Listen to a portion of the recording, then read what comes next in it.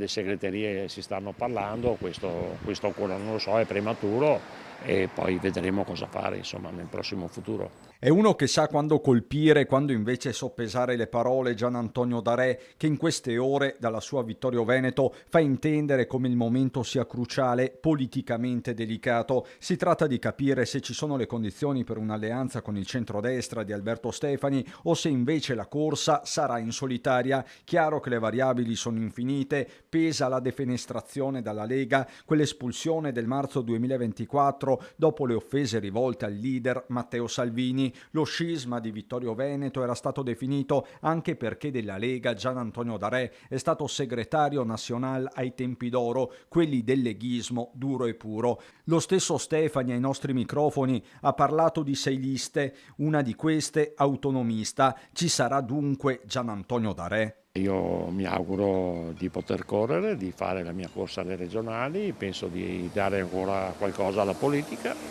In regione ci sono già stato, però la regione è quella che mi ha, una delle parti politiche che ho fatto estremamente buone.